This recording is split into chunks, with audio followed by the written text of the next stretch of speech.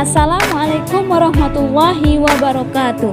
Hai teman-teman semuanya, perkenalkan nama saya Linda Sari, NIM 1915038.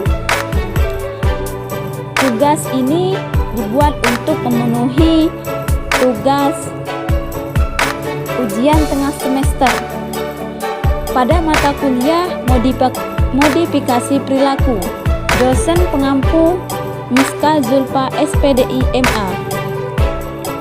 Nah, teman-teman, di sini saya akan menjelaskan pada bagian tema. Salah satu temanya tersebut adalah prinsip dasar perilaku. Nah, dalam prinsip dasar perilaku ini ada poin-poin penting terdapat dalam tema tersebut. Ada 4 poin-poin pentingnya. Yang pertama, apa pengertian dari perilaku? Yang kedua, bagaimana proses pembentukan perilaku? Yang ketiga, faktor apa saja yang mempengaruhi perilaku? Dan yang keempat, apa saja klasifikasi perilaku? Nah, teman-teman, yang pertama saya akan menjelaskan tentang pengertian perilaku. Pengertian perilaku.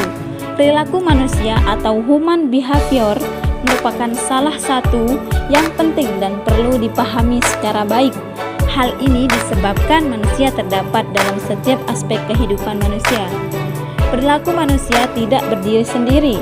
Perilaku manusia mencakup 2 dokumen, yaitu sikap, seperti kita sering disebut seperti mental, dan tingkah laku atau attitude.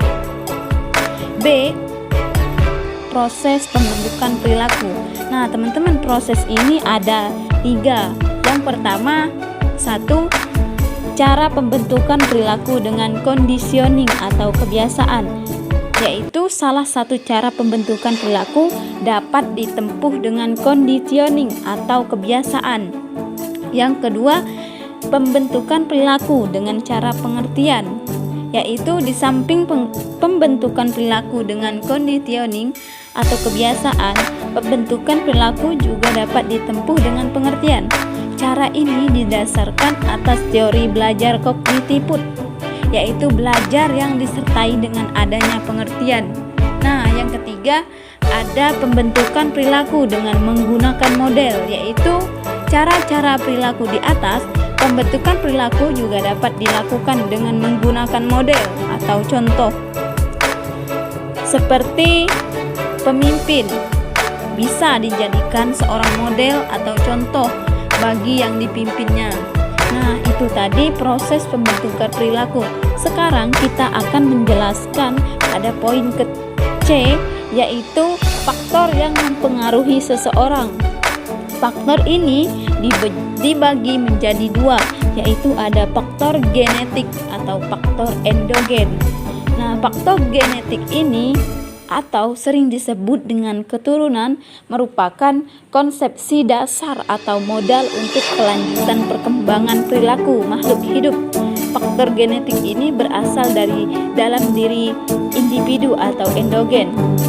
Antara lain, yang pertama ada jenis ras, yang kedua jenis kelamin, yang ketiga sifat fisik, yang keempat sifat kepribadian, yang kelima ada bakat bawaan, yang keenam intelijensi. Nah, itu tadi faktor dari faktor genetik. Nah, yang kedua itu ada faktor eksogen atau faktor dari luar individu. Nah, faktor ini dipengaruhi ada 5. Yang pertama ada faktor lingkungan, yang kedua ada pendidikan, yang ketiga agama, yang keempat sosial ekonomi, yang kelima kebudayaan. Nah, selanjutnya D, klasifikasi perilaku. Menurut Skinner, seperti yang dikutip oleh Nathod Mojo, merumuskan perilaku adalah respon atau reaksi seseorang terhadap stimulus atau rangsang dari luar. Oleh karena itu, perilaku ini terjadi melalui proses adanya stimulus terhadap organisme dan kemudian stimulus merespon. Nah, dilihat dari bentuk respon terhadap stimulus ini, maka perilaku dapat dibedakan menjadi dua, yaitu yang pertama ada perilaku tertutup, yang kedua ada perilaku terbuka. Selain itu, ada juga perilaku yang diklasifikasikan dalam bentuk beberapa kelompok, yaitu ada dua, yaitu pertama ada perilaku reflektif atau dan perilaku non-reflektif. Yang kedua ada perilaku kognitif, efektif, dan psikomotorik. Nah, itu saja penjelasan terkait video tentang prinsip dasar perilaku. Semoga teman-teman bisa untuk dipahami dan bermanfaat. Wassalamualaikum warahmatullahi wabarakatuh.